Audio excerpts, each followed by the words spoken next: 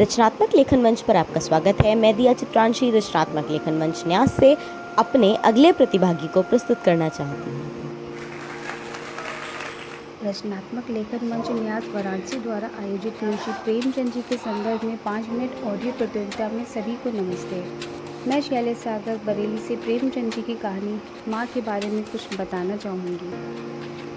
मुंशी प्रेमचंद जी की रचना माँ एक स्त्री के पत्नीत्व व ममतत्व के इर्द गिर्द घूमती है, जिसमें देशभक्ति या कि भारत माँ के अस्तित्व के लिए लड़ते हुए उसे एक जुझारू पुरुष आदित्य की पत्नी करुणा व उसके पुत्र प्रकाश, साथ ही उस जमाने के प्रति लोगों की सोच का दर्शन कराती है।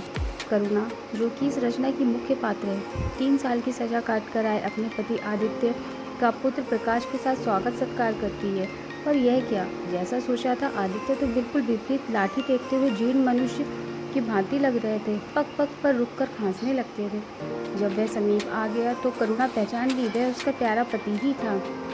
आदित्य ने घर में कदम रखते ही मुस्कुराकर करुणा को देखा, पर उस मुस्कान में वेदना का एक संसार भरा हुआ था।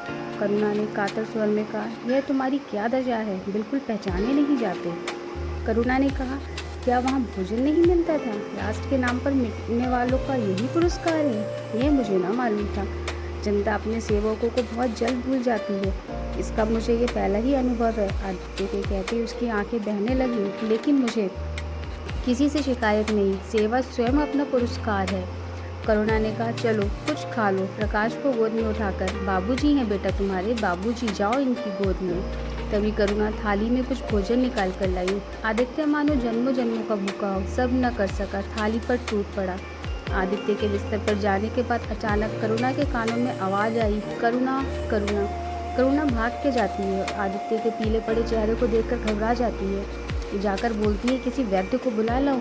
आदित्य ने मना किया और बताया कि मुझे तपेदिक हो गया है, कई बार मरते मरते बचा हूँ, शायद अब न बचूं, शायद मेरे प्राण तुम्ही दोनों को देखने के लिए रह गए थे। कहते ही आदित्य के प्राण पखेरु उड़ गया। समय बीतता गया। अबोध बालक प्रकाश अब युवावस्था में कदम रख चुका था, लेकिन अपने स्वर्गीय पिता की भांति उसमें जाति प्रेम देशभक्ति नहीं थी। स्वभाव से जिज्ञासु चंचल प्रवृत्ति का था वह। करुणा जो माँ थी, उसमें अपने दिवंगत पति को देखा करती थी और मातृशक्ति की भावना उसमें देखना चाहती थी। लेकिन यह क्या, प्रकाश तो अपने ही सपने पूरे करने में लगा था। वो विदेश जाकर पढ़ाई कर मजिस्ट्रेट बनना चाहता था, लेकिन माँ के आगे वो बेबस था।